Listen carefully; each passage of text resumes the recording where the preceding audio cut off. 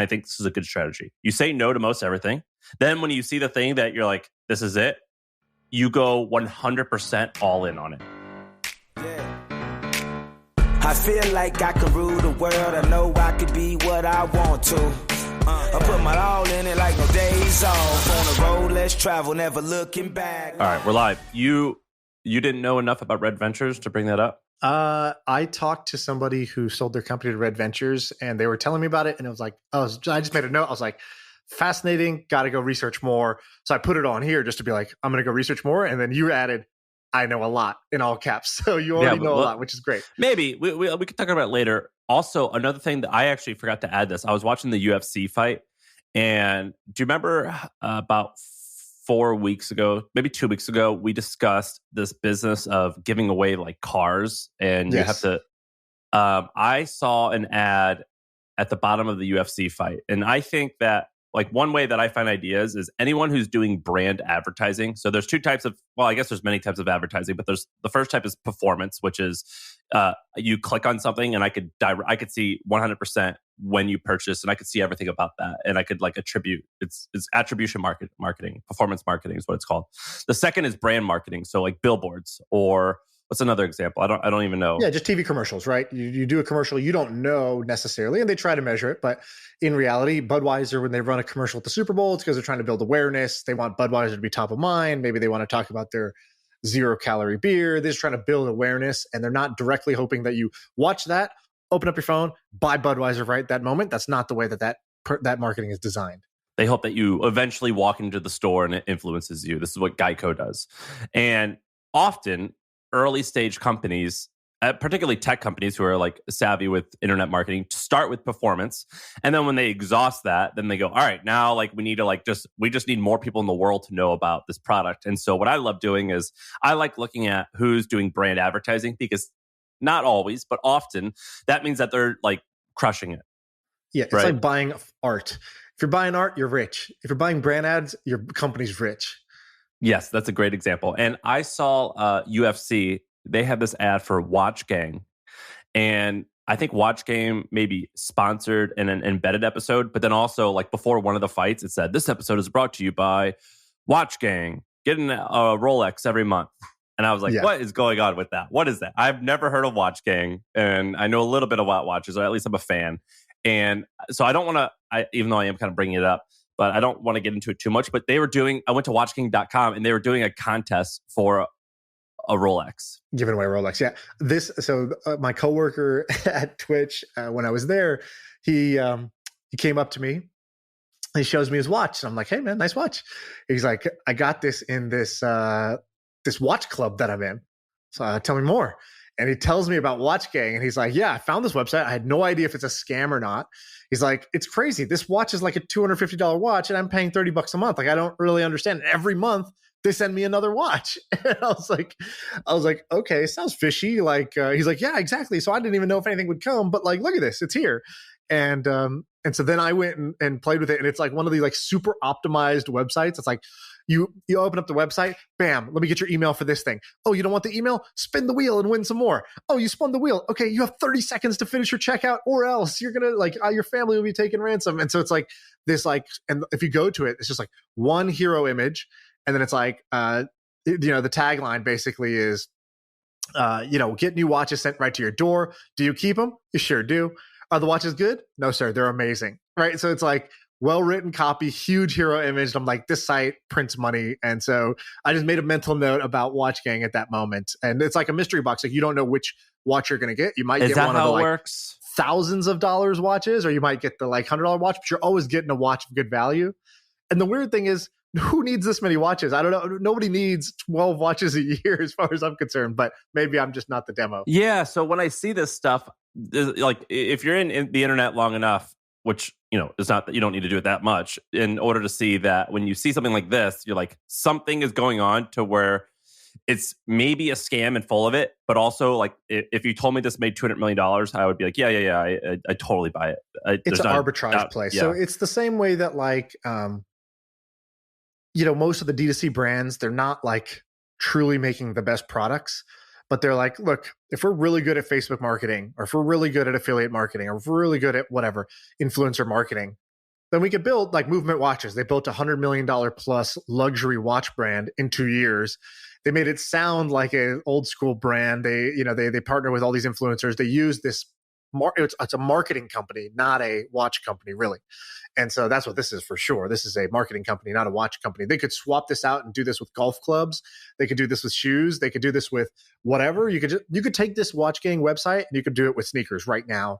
And I think you would do pretty well. I think there's something there must be something where they're getting the watches, super discounted somehow. Like these might be like out of style watches or refurbished or something. I don't know what they're doing, but there has to be some way that they're able to give you this watch and still make money in the something. I don't know if it's $30 still, or I don't know how much this. I don't know why. I saw the ad, and whenever I see people advertising on the UFC, I think there's a lot of new brands. Like Manscaped advertises there, and I had heard of Manscaped, and then they advertise in the UFC. I'm like, oh, they must be monsters. They're you huge. have to be okay with your logo getting covered in blood, and I think most brands just don't want that. And then the brands that were okay with that got this big upside of a huge amount of eyeballs for a very low ad cost. And so early on, it looked like NASCAR. Every fighter would come out and they'd have like 50 logos of like from their mom and pop like barbershop in their local town to like, some random insurance company or energy drink or whatever. And they've been trying to get it more and more mainstream. Although they just announced a $175 million deal with crypto.com or mycrypto.com. I saw that. Is crypto.com scammy or legit? I don't know anything about it. Well, they offer 8% return, 8% cash back. So that's how you know it's probably not totally. It's not that it's a scam. It's like these sort of hand wavy types of things. It's like, yeah, you get our crypto card. It's a metal card. It's awesome. And then when you spend, you earn 8% in crypto bucks. It's like, wait, what's a crypto buck?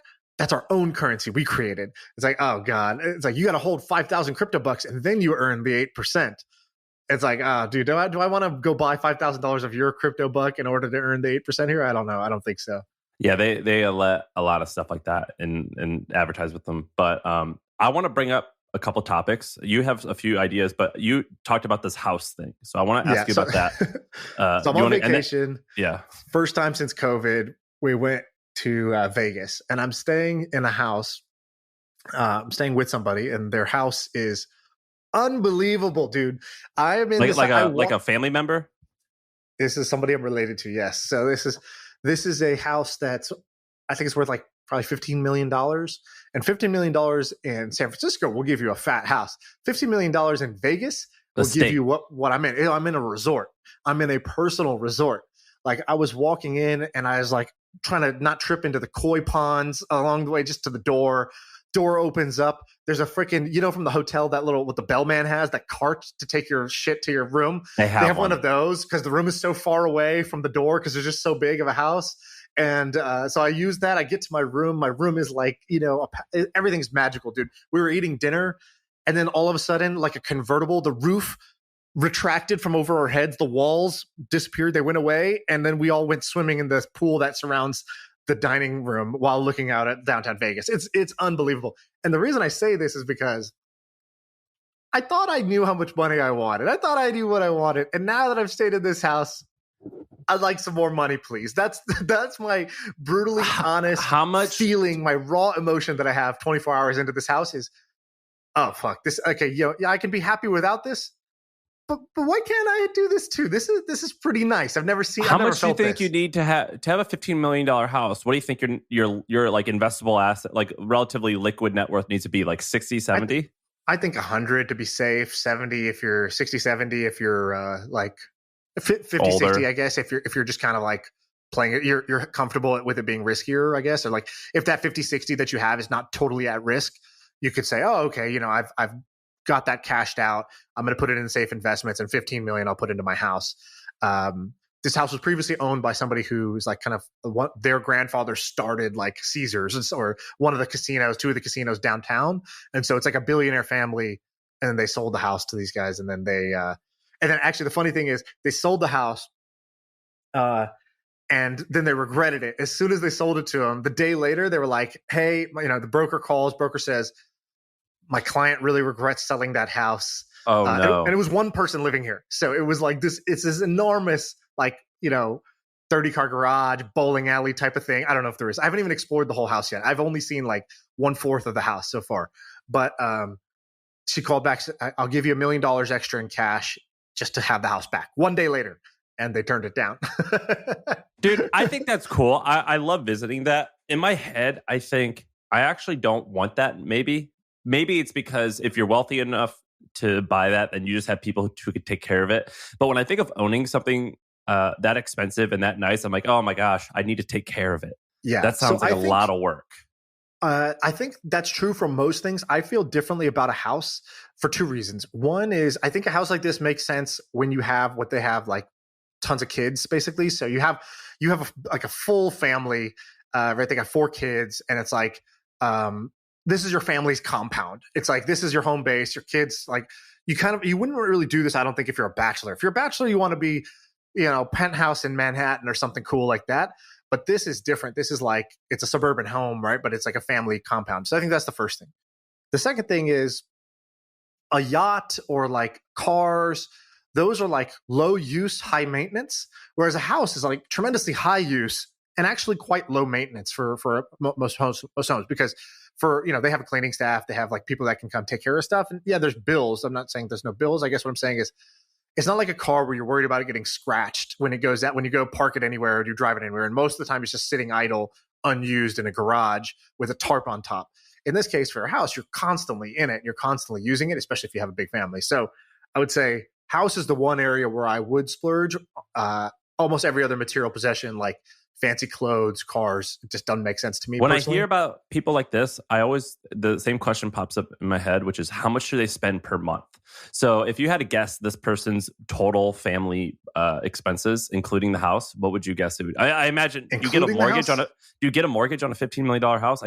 Like Randy Moss said, straight cash, baby. They had to in order to get the house, they had to like go in. Oh my gosh! So you don't have a mortgage on a house. Normally, a mortgage. I mean, I think so. What they do is they could finance it afterwards. So they'll buy it in cash, and then they'll go and they'll refinance it. Basically, they'll cash out. They'll leave 30% down, and then they'll take the other 70% and they'll pay some percentage. But for this, you can't even get a traditional mortgage for this. Yeah, you get like a rich person's loan. So they got like a hard money loan, basically, if they wanted to cash it out. Or okay, so including that, let's not include that. That's hard to include, yeah, because that's even hard to calculate. I don't even know what that. I mean, that could be like $100,000 a month. I don't know what it'd be. Yeah, that's a lot.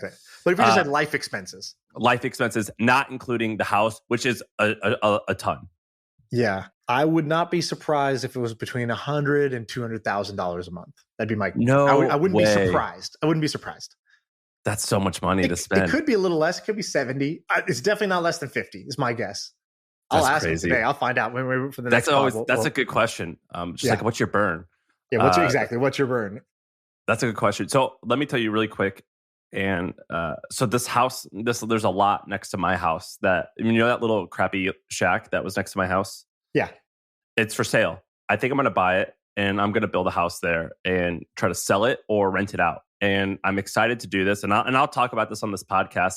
I'm excited to do it because I've never done a project like this. I've never done like a physical business, really. Right. I've only done, digital stuff.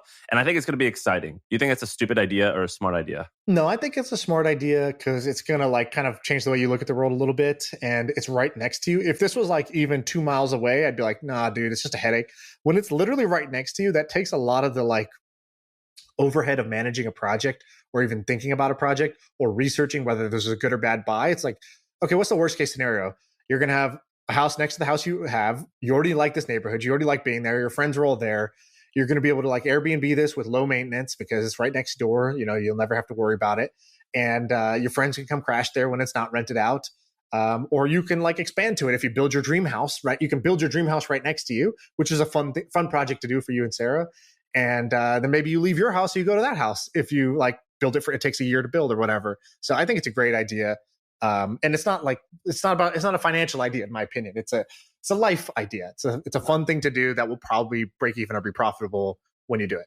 What I'm learning about finances is that, you and I talk about investing in different stuff.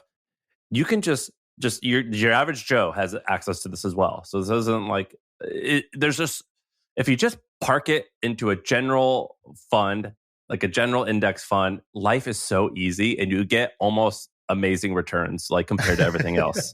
Do you know what I mean? Like it's so easy. You don't have to think. Well, you need a big base, right? That's the problem for most people. Yes, that vehicle is available for most people, but let's say you're getting 7% a year, you put $100,000 in. Okay, cool. You made $7,000 pre-tax, right? Now you have 107,000.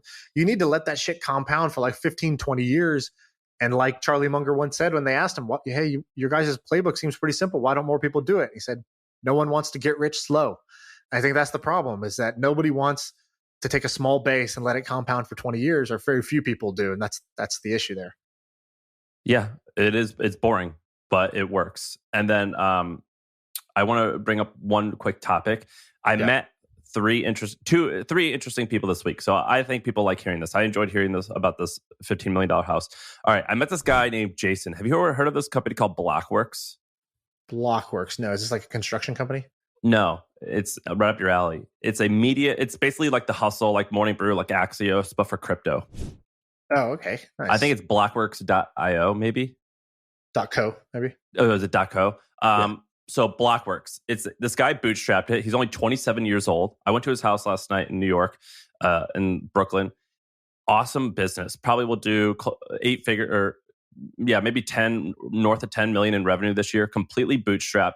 Started it because he used to monetize. So he was like 23 years old, and he cold emailed Pomp and said, listen to this podcast I'm working on, come to this event. Just like, he was just like constantly emailing him. Pomp, who's this big Bitcoin guy, but who was less of a big Bitcoin guy years ago, said, all right, you've been emailing me too much, whatever, you're persistent. I'm thinking about launching this podcast. I need help launching it and monetizing it. Do you want to help? This kid, he was a kid at the time, said yes. And then eventually launches a crypto media company called Blockworks. He launches it 3 or 4 years ago. It's only an LLC, so he completely owns it. It's not like they didn't raise any money. Really fascinating business. Very simple. And he picked the right category. And now they're doing conferences. It's a slick looking website, right? Yeah, you go to it. It looks like Bloomberg or something. It looks like a proper. It just looks like a template of a good news site in general. And so, how big is like the subscriber base to this? Right. So, like, is this done through email or is it done through direct site visits?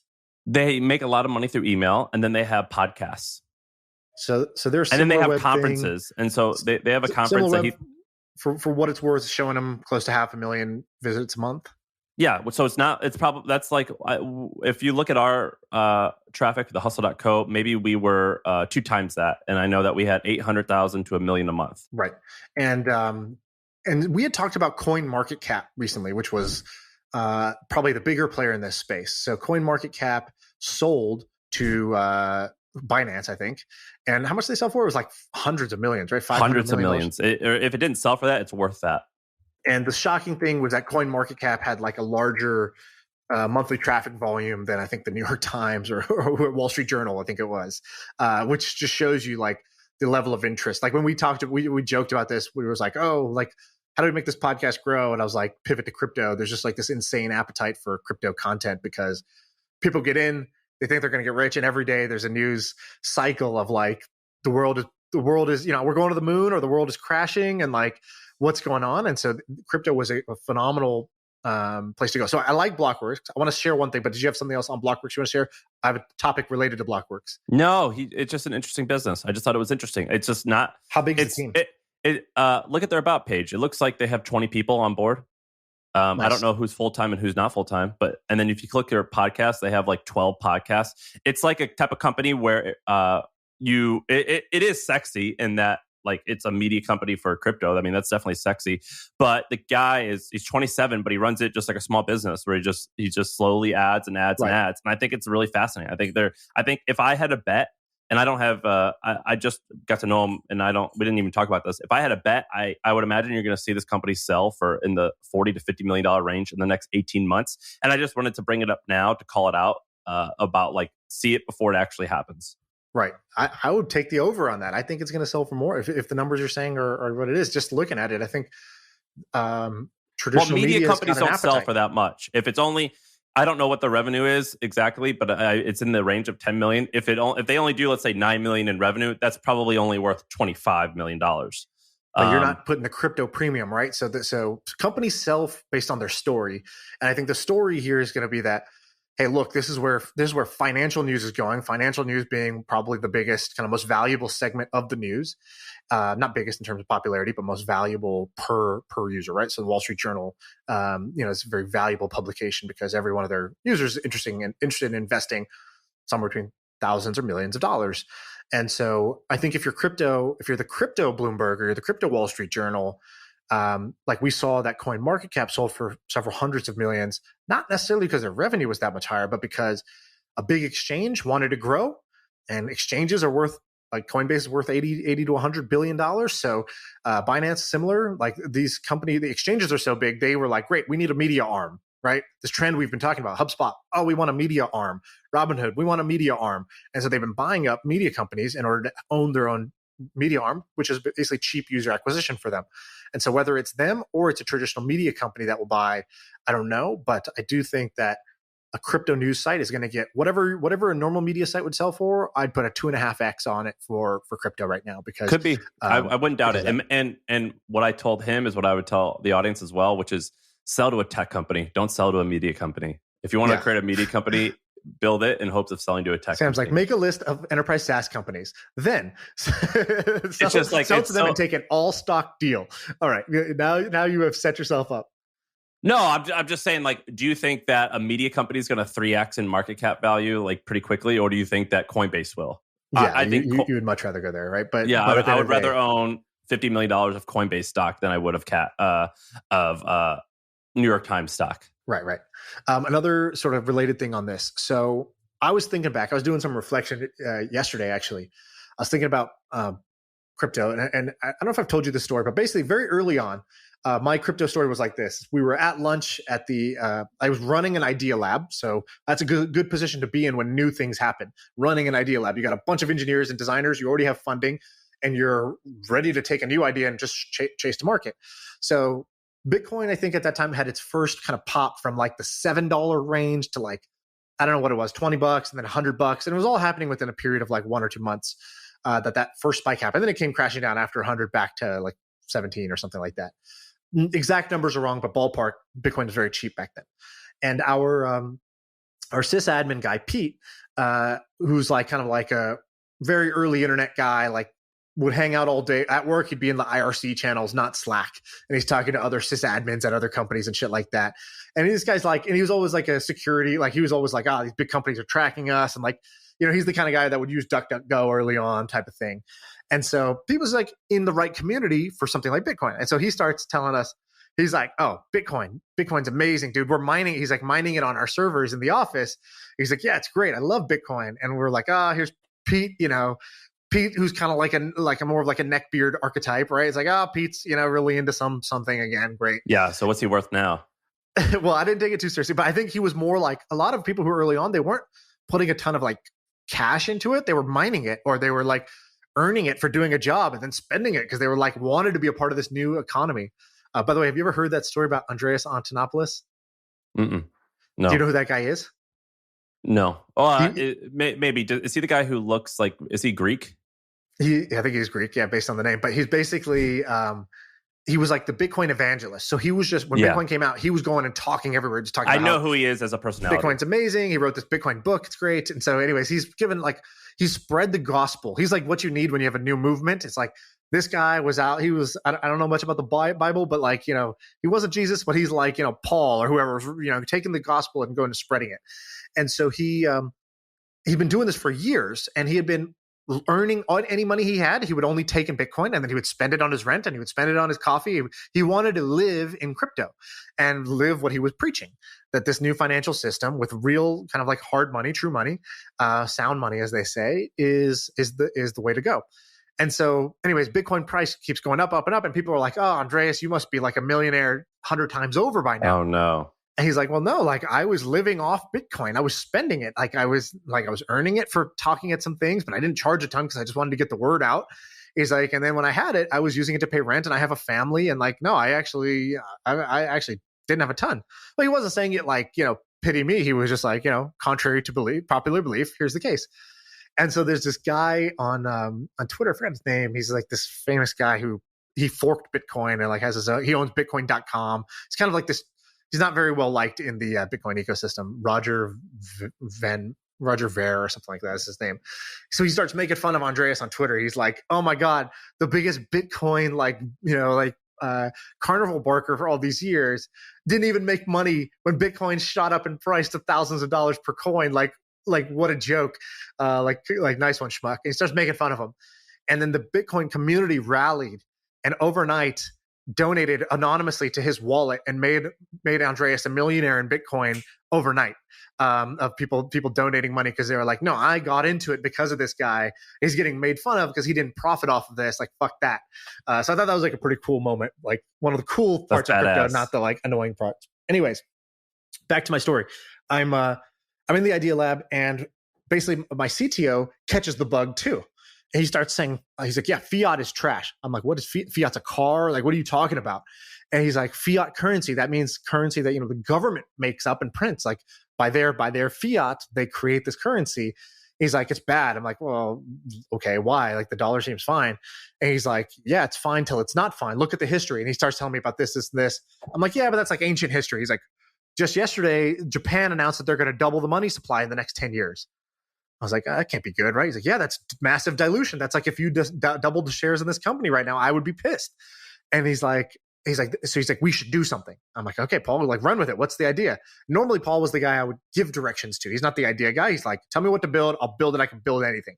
And in this case, he's like mocking up a website, and he's basically like, crypto doesn't have any of the basic like financial instruments that the normal economy has. So all we got to do is just build either an exchange or a like kind of like a maybe like an ACH protocol, or like a place to deposit in a savings account. Like we just need something like that for crypto.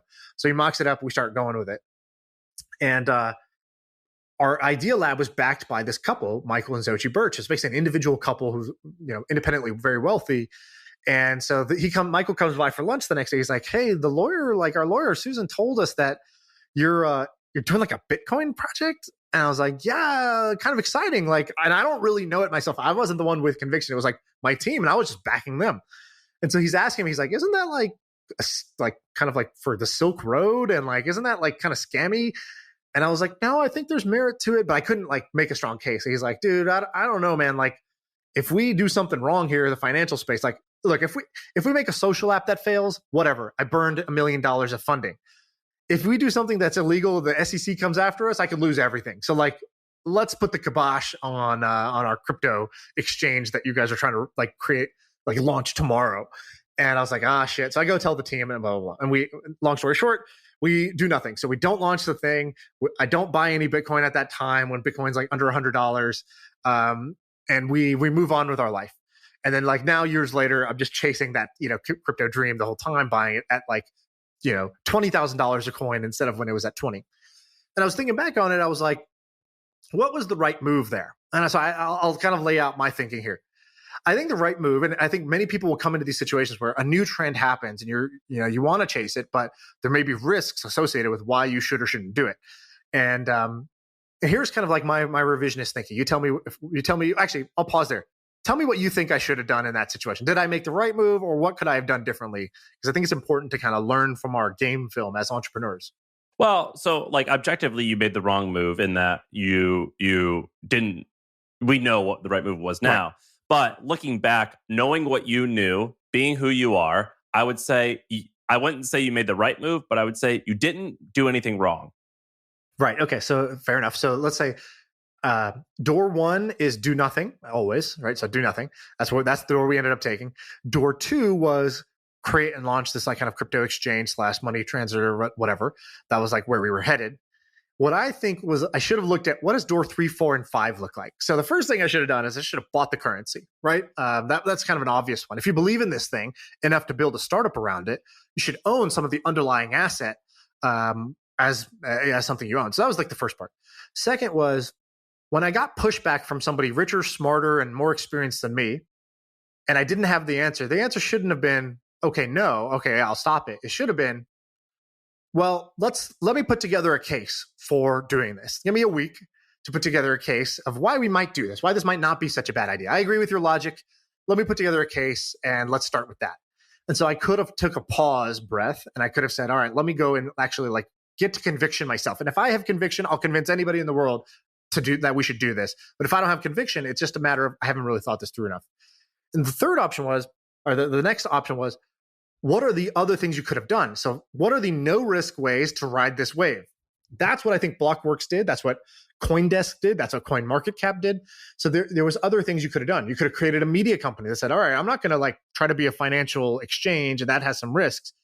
But why don't we spin up a media site? Well, there's going to be, if this is going to be a thing, people are going to be interested in the content. We could build that, and then that gives us options to launch more stuff.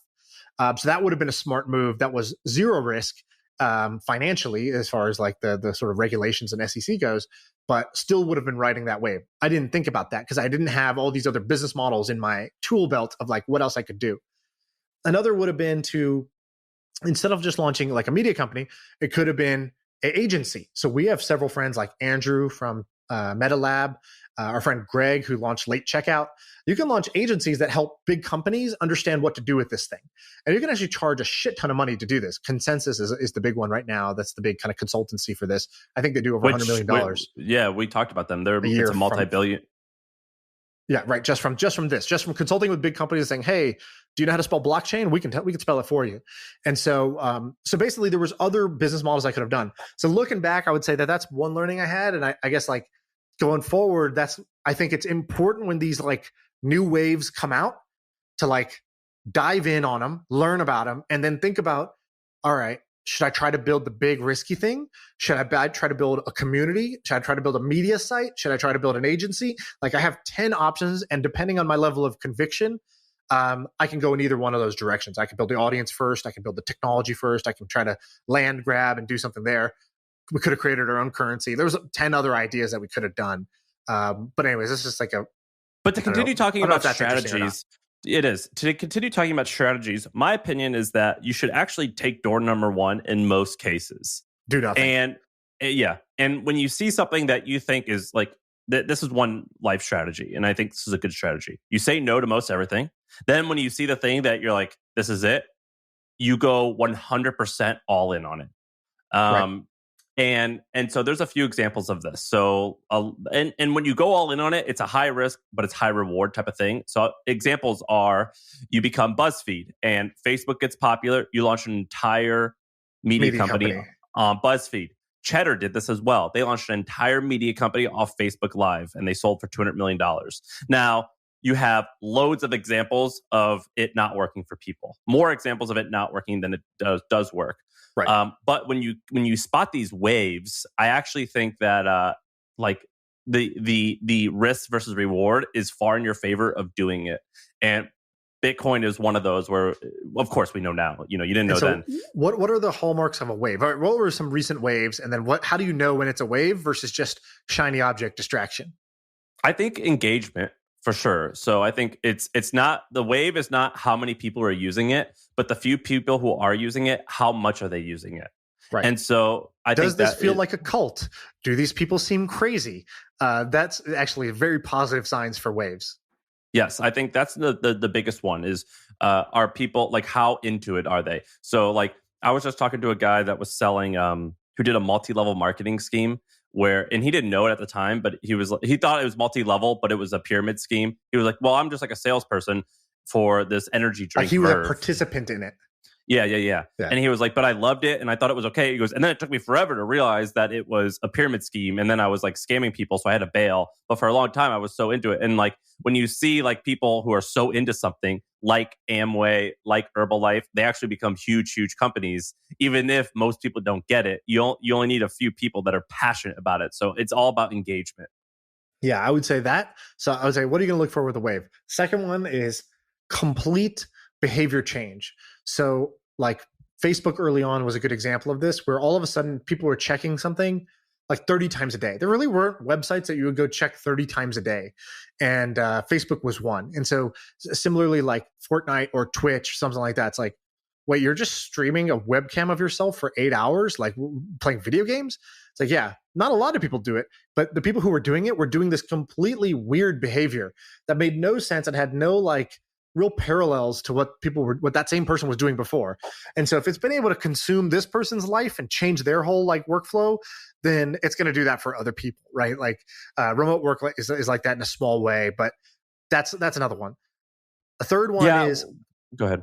A third one is just a technology wave. So a new device comes out that can do something that the other devices couldn't. Like, oh, this is a phone. It has an accelerometer in it and a GPS. So now what can you create when you have a GPS in your pocket?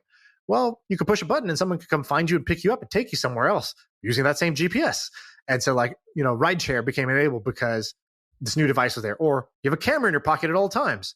Well, then I guess people are going to take way more photos than they were before. All right, that's when you get Instagram, you get Snapchat.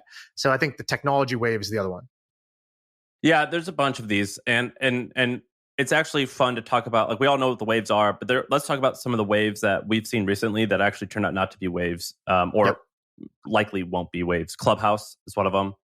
A lot of people dedicated a lot of stuff to them. I could have seen a startup raise money on top of a Clubhouse show or something like that. Right. But I don't actually hate people taking that shot, and I think that a lot of people do. Right. And I think you have to measure how much do you have to lose. Like, for example, in that scenario I was talking about, I would have launched the crypto thing because I had nothing to lose. Our investor, who's like basically a billionaire, is like, hey, you know what? I don't mind if you fail on these startups, but like, don't have the SEC come after me. Like, that doesn't seem good. Like, let's not hold like if this works, we're gonna have like $100 million of user deposits that we're like on the hook for. That sounds bad. It wasn't easy to get this $1 billion. I don't want to lose that. So for him, it was the correct decision to say, let's not risk ruin. When you're, when you have nothing, well, you have nothing to lose. And so feel free to go more all in and take more risks faster. And if Clubhouse turns out to be a dud, what'd you lose? 6 months of your life? Like $2,000, it's okay. So since we're talking about reflection and stuff, let me tell you a quick story. So I'm going to send you this guy's LinkedIn. I met this guy this week. Last week we were off. I was off. So I just went and hung out with people. My friend Joe introduced me to this guy named Val. I don't even know how to say his last name. But Val, I went out to lunch with this guy named Val. So this guy's story is basically he came from a Soviet Union country. I forget. He came from Soviet Union. I forget what it's called now, the area that he was from. Uzbekistan is what it's from. He's a Jewish immigrant from Uzbekistan. He, at the age of 18, listen to this. He started a cell phone ringtone business. He was the only employee, and it did 10 million in revenue in year 3. He started it when he was 18, so this is when he was like 21. 10 million. So 10 million in profit, he said. He goes, basically, selling ringtones to Americans? Yeah. He goes, I was the only employee. Amazing. Oh, a kid from, I don't even know what you said, Uzbekistan? Uzbekistan, I believe. Selling $10 million worth of ringtones to stupid Americans. Isn't that beautiful? I love that. And that amazing? I believe it's called, you can scroll down, it's called Tone Media. I believe that's what it is, on his LinkedIn. Something like that, or Tone Fuse. I don't even know which one it is. He gets so many of them. And the reason why this guy interests me is, so I'm going to tell you everything that he has done since, but it's all been bootstrapped, no outside funding, and all in different industries. So the first one, and he probably has more, but these are the ones he told me about. So a phone business, the ringtone business. He's like, the revenue, and he goes, by the way, revenue and profits are pretty much the same thing because I was the only employee. He was like, it went like 2 million, 4 million, like 10, and then I sold it. His second thing was called Mobile Fuse, which is an ad tech company. That's boring. That's not that exciting, but it's a big business. Something like, I imagine, he didn't tell me, but I imagine like 50, 60 million in revenue. Pretty big. Then while he was getting that started, he noticed that peer-to-peer lending was popular. So things like, SoFi? Yep. Stuff like that. So he created a company called Prime Meridian Capital. I've never even heard of it, but I think their URL might be Poise Lending. Basically, at this point, they've given out billions of peer-to-peer loans. So totally different from ad marketing or ad tech. Then from there, he started a thing called, I don't even know how to pronounce this, Jacalo, but he was telling me all about this. But basically, a company like Zales. Have you Zales? Or do you know K Jewelers, Jared, Ernest Jones, Peoples? There's a bunch of them. So it's all owned by this company called Signet. Signet is a multi-billion-dollar diamond business. And what they do is they own all of these brands. And he was telling me, he was like, I was thinking about what makes that company special. And he was like, basically, they have this headquarters where they just look at which diamonds are most popular. which brands and which cuts are selling the best, and how can we tell all of our brands what we think are going to be the next big thing? How can we help you optimize that brand by selling a little bit more efficiently? How can we buy in bulk? Things like that. So it was just a normal mom and pop store, but we just multiplied it by however many. And so we just created this trends bit, and then this economies at scale, buying in bulk stuff. Not particularly special, but just executed really well. And so what he goes is, well, I'm going to build software. So I'm going to help all the mom and pop jewelers do that same thing. And so he went and started this new company. And if you look at his LinkedIn and go to the website, you can see it looks like really janky, really simple. But what they do is a mom and pop brand can sign up, and they'll the name of the company, I think it's called I don't even know how to pronounce it. It's a horrible name. How do you say that? Jacalio. It's really bad. So Jacalio will help you get bulk discounts, but then will help you spend your marketing. So it's almost a little bit like a part agency, part buying in bulk, part CRM, where you could look at sales and help predict which is going to be the most popular and order in bulk. And I believe this company is going to be doing around 80 or so million in revenue. Wow! And so this freaking guy will have to he's English as a second language, and he's real quiet, and he's real understated, very low key. And he was just telling me all about this, and I had a few learnings. The first is just it's crazy the story. The first, I haven't done shit in my life. The second, this guy's a fucking beast. Third, yes, he's not flashy. I mean, he had a nice watch on, but he had normal clothes, and he didn't brag about himself. I pulled it out of him, and he a few things. What we tell ourselves about why we can't do something, it's bullshit. It's mostly bullshit. I mean, some people are more talented than others, but you could just get so much done just by working really hard. So what we tell ourselves about why we can't do blank, that's nonsense. Second, there's this, I don't know, some people call it I think it's called the red pill. I forget what people call it, where they see the world differently. I've hung out with enough people that just crush it, and a lot of people who you don't never even heard of. And oftentimes I'll when I'm looking at this house, I'm like, oh, should I buy this lot? I got to sink this money into it. It's going to fail. But there's a few people in this world, and I know a lot of these people who just be like, yeah, of course, just let's do it. And they're just so confident. I actually think you have a little bit of that in you. They're just so confident, and they default to optimism, and it works so well. It's like this ability. In this case, it's money, but it could be anything. It could be, we're just going to fly there and we're just going to figure it out. But this is default to, yeah, of course it's going to work. A few people have that, and that attitude gets you so far. And I've been able to experience that just by being around some of these people. But just a really fascinating person. Wow, I love this. I love that little story. I love this guy. This is really cool, and yeah, I'm impressed. I love meeting these kind of under the radar, self-made kind of business badasses that have hopped from industry to industry. It's there's zero luck involved when you're going to do that, right? There's luck is a kind of a scalar. It's a multiple of the thing was successful, whether ringtones were going to be worth 10 million or 20 million or 50 million or 1 million. It was hard to say, but if you're the type of person that's going to make the ringtone business, the mobile ad business, the jewelry, independent business, the whatever, the peer-to-peer lending company, you have, the track record speaks for itself. You know what you're doing as far as identifying an opportunity and then chasing it properly. And I just Googled this guy. It looks like he has a Twitter, but no followers, and he has 200 followers on Instagram, and he posts pictures of his vacation with his family, nothing sexy. I mean, yeah, he's got actually some fancy cars that's sexy, but I guess this whole point of you get caught in this bubble of you have to build an audience. No, you don't. Yeah, no, you don't. You don't. You can, and maybe that could be fun for you. You don't. You could do something that no one has ever heard of you. You could just cold call, and you could get done whatever you want to get done. And another thing that I've learned is just intensity. So this idea of, well, you have this ringtone business, that's kind of silly. It's yeah, maybe, but I bet you, it could make $10 million a year, which is crazy rich. And just stepping it up. On the step it up, on the amp it up format, on the intensity idea.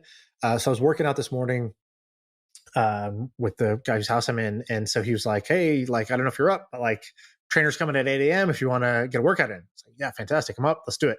So I go downstairs, home gym, crazy, go inside, trainer's there. We're doing our thing. And And I don't particularly work out. I'm not like a super intense workout guy. Like I'm trying to do well, but like my default is like I feel the way most people feel when they work out. Like I'm getting super tired. I'm like my muscles are failing. Like they're not. I don't feel like I could do that anymore. You know, like I'm trying. Oh, like if she's like, all right, how much you want to squat? I'm like, well, I don't really know. And all right, let's start with like a little bit, and then like let's go up from there. I'm not like trying to like prove something every second of the workout. But he was talking about intensity during the workout. He's a very intense guy, and so he at the end we were doing abs just to finish, and so we were doing like a Russian twist thing or whatever. And he's facing the other direction. He's doing the other ab workout, and we're just taking turns. I'm doing mine. He's doing his. I'm doing the Russian twist. And he heard me ask the trainer, I go, should I have my legs in the air? She's like, yeah, that makes it a bit harder. And I was like, okay, cool. Let me try it. And so I was just doing it. It was just kind of like an offhand comment. And then when it was his turn to go to that, and it was like the second set, he's like, oh, I gotta put my legs up now. And she's like, no, you don't have to. You can just put it down. He's like, no, if he's going to do it, then I got to do it. And he's like, that's the best part about working out with somebody is that their intensity picks you up. And if you pick the right partner, then you match their intensity and you just get that little extra that you weren't going to get if you were on your own. He's like, that's the best part. And I think that's what this podcast is for a lot of people is we are like their workout buddy for their like kind of like the brain workout basically of just thinking about businesses, being excited about things, learning new shit. And so I think that's the benefit we're giving some people through this podcast, but it's also what like when you go meet this guy and you know, what's the benefit of meeting this guy? You're not going to do a deal with him. You're not going to invest in his company, but literally just having met him and heard his story, all of a sudden now you got red pilled. You're going to see the world differently just because you know that he exists. And when we tell his story now, hundreds of thousands of other people listening to this are going to know that he exists. I think that's really cool. And I think it's something you should be intentional about of getting around other people so that you have those red pill moments and you get around other people's intensity. So you raise your game. So let me give this guy a shout out. I'll spell his name because I don't even think I said his last name. His name is Val, V-A-L. Last name, Katayev, K-A-T-A-Y-E-V. I don't know how to. I'm sorry, Val, but anyway, that's his name. Pretty interesting, dude. If you click like contact info, all of his companies are there. His emails are on his LinkedIn. Interesting guy. Okay, so we're like 45. Are we gonna go to ideas? Are we gonna? You want to keep it to this like little? I don't know. What do you want to do with? So I have one that I think is going to be a good segment. We can finish on that. Let's finish strong. People are going to be by the end of this. People are going to be hyped up. All right. So somebody. I think. By the way, I think they will. Dan, are they going to be hyped on this? Very hyped. Okay, very hyped. Thanks. You sound great. Dan is trapped somewhere. Dan is trapped inside my computer right now. It sounds like. All right. So I want to finish up with this idea of teenage side hustles. So somebody emailed me and they said, hey, love the pod. My kid is, I think, 12, 13 years old. They're like, I want to get him into entrepreneurship. My daughter is like 11. My son is 13. I want them both to learn about business. Do you have any ideas for side hustles or little like kind of like mini hustles that a teenager could do? And so it got me thinking. And so I started going down this. I thought this would be a fun brainstorm for us. I do have some ideas that I wrote down for this, but I basically gave it 15 minutes of thought and I was like, okay, cool. I'll do this on the pod live. What do you think? Great. You got to kick it off though, because you spent more time thinking about it. And then I'll come up with a few while you're talking. All right. So here's the teenage side hustles. I break it down into 4 categories. So the first one is called blue collar stuff. Okay. So this is stuff teens have been doing for a long time, but with a twist here. So local, normal blue collar stuff. You go, you mow lawns in the neighborhood, you deliver the paper, you shovel snow, depending on where you're at. I think that's all cool. So here's how I would step it up. So I would say, hey, here's one thing we could do, right? We're going to provide a service to our neighbors, but let me teach you in business about leverage, right? We don't want to trade our time for money. I don't want to be the one mowing the lawn. I don't want to be the one shoveling snow. So you could do 2 things. You could teach them to hire up other kids and basically have the other people in the neighborhood doing the work while you are doing the sales and you're taking in the money and you're paying out from there. So you could teach them labor leverage there. The other way of doing this is you have them learn 2 things at once. So you have door-to-door sales in your neighborhood. But secondly, you teach them about lead gen. So instead of actually having to do the work, all you need to do is make the sale, or get the warm lead even. So I was thinking you could go in a neighborhood, you could go door to door. So here's my specific idea for them. Go around your neighborhood, and you're gonna knock on the door, and you're gonna sell one of two things: either pest control. So you're gonna say, hey, we live in the neighborhood, our house and other houses have had issues in the past with pests and infestations, and it's better to catch it early before it becomes like a major problem and you have to gut the whole kitchen because you got this, mice infestation or rats or cockroaches or whatever. And so, would you want a free inspection? Would you be interested in an inspection to let you know if your house is in good condition, bad condition, or needs some work? And then basically what you do is you call up the local, pest control service, and you say, hey, I have 15 houses in my neighborhood that are interested in getting an inspection. And I think that even if 10% of them or 20% of them convert, that you guys will get some good business out of this. So I'm calling up local service providers and seeing if anybody basically would want these leads. And I have all their information for you. I did the first contact with them. I have their name, their number, and I have the details about what they're interested, what they're worried about, what they're interested in.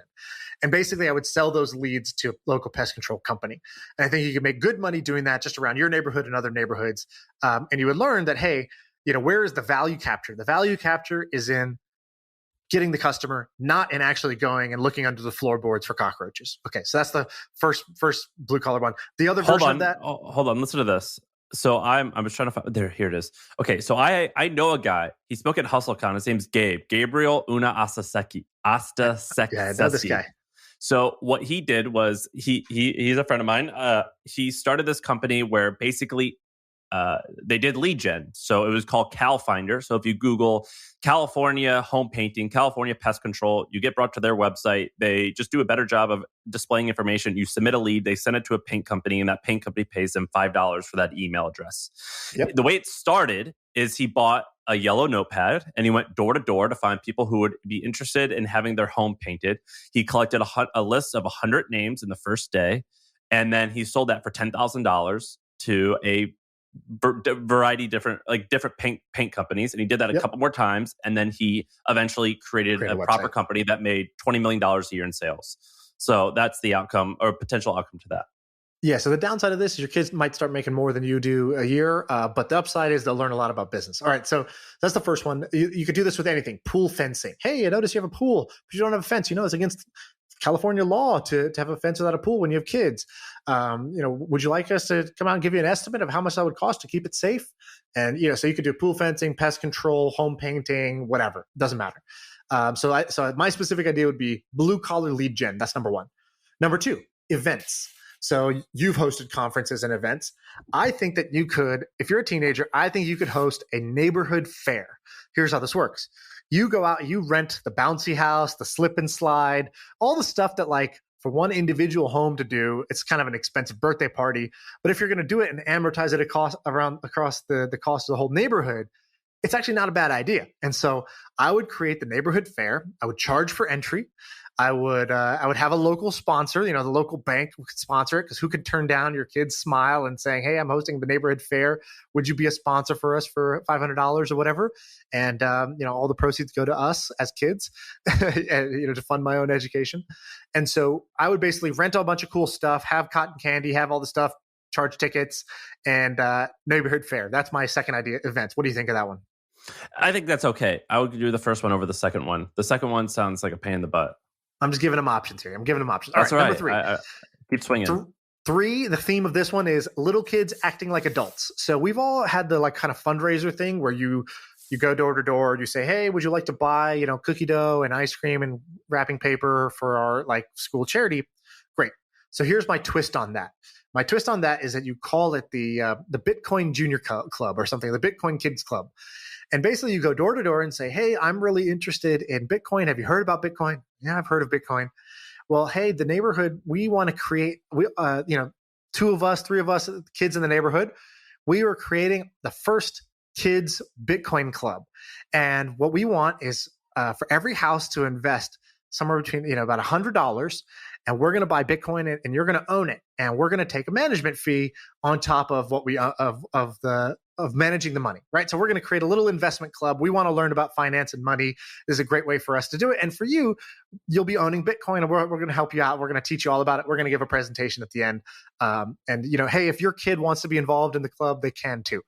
And so I would create a small little money management fund, and I would try to get houses to give me, $1,000 if they can, depending on your neighborhood. This is either impossible or it'll be easy. And I would go to the rich neighborhoods and I would say, that's what we're doing.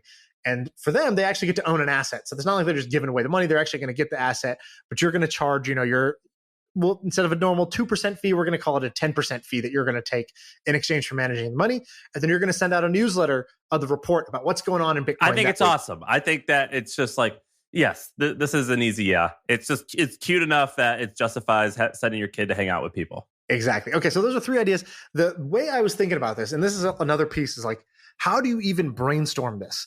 So when I brainstorm, I don't think about what's the idea, right? I'll think about 2 things. So the first thing I thought of was, what do I remember from my childhood? And then what's the 20% twist I could put on this, right? So that's the fundraising idea. But the twist is now it's for Bitcoin, right? Or I used to mow lawns, but the twist is actually I'm going to sell those leads to a lawn mowing service. That's the first way I think about things. What do I already know that I can just put a 20% twist on to make it fit this situation?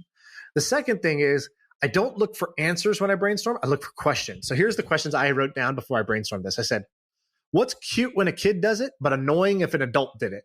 That's a great question. I started brainstorming ideas, right? The second one is, what's fun for kids, but boring for adults? My daughter, she loves cleaning. If I let her clean, she'll clean. Or folding, she loves to fold. Kids, actually, I used to have a lot of fun mowing lawns, but as an adult, I hate to go mow my lawn now. And so if I know something that's fun for a kid, boring for an adult, we can have them do it. The next one is, what are kids actually just good at that adults are bad at? So there's just things that kids are just better at. Okay, what are those? And then lastly, what amount of money is a win for a kid, but would not be a win for an adult? Because then the kid can do it and they would be happy with it. But no, an adult won't do it because it's just not enough money there to fill the void of what they're looking for, the opportunity cost.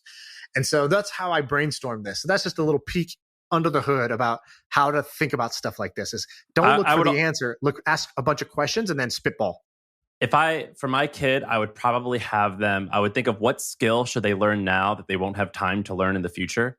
So for them, that will have big impact for them. I think it would be selling. I think door-to-door selling. And I would send them to an Amco, or I think it's, Cutco, or some type of door-to-door knife or door-to-door books, some type of cutthroat time where it's look, you're going to spend 3 months for two different summers in a row. You're going to do this. You're not going to like it at first, but the skill that you learn, you're never going to be able to learn this again like this in your life, and it'll change your world if you get good at this. Yeah, exactly. So, we're not going to baseball camp. We're going to Cutco camp. You're going to learn how to sell knives door to door this summer. That's literally what I'm going to do. That I think that would be the right move. Yeah. Anyway, so those are my teenage side hustles. I forgot the person who wrote in. To whoever wrote in, that's my answer. Sorry, I haven't emailed you. Dan, what do you think? Did we meandered a little bit? Yeah, I really liked the end. I used to sell calendars in high school door to door. Got a free ticket to prom. By the way, my brain's still firing on ideas. Here's another one. Digitize the neighborhood's home videos. Everybody I know who's kind of my parents' age, they have a bunch of photos and albums and videos on little cassette players. That's a great business for kids. And they're worried that those are all going to go away. And you just say, hey, I'm going to drop this box off in front of every door, and I'm just going to put a sticker on it. And I'm going to say, put your photos and videos in here. I'm going to give it back to you. I'm going to send you. I'll put it in the cloud for you, so you'll have these forever in good quality, and you'll never have to worry about these going bad or losing this box or water spilling on it or anything like that. Let's save your memories. I think that's a genius one. That's incredibly smart, because you don't need to be that good at doing it. You just have to have time. Yeah, exactly. We could basically just go drive it to Costco or whoever does this, or you could do it yourself. Costco does this. I don't know if it's Costco, but some of these, one of the retailers, they do this. They'll digitize. That's a great service to offer because your time's free. Yeah, right. That's a good one. That's what I would do. I would pick that one.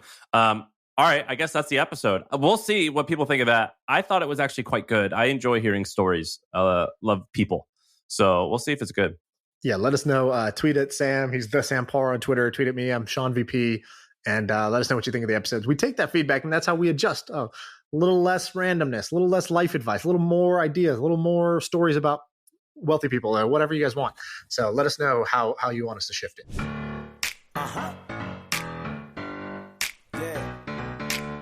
I feel like I can rule the world. I know I could be what I want to. I put my all in it like no days off. On the road, let's travel, never looking back.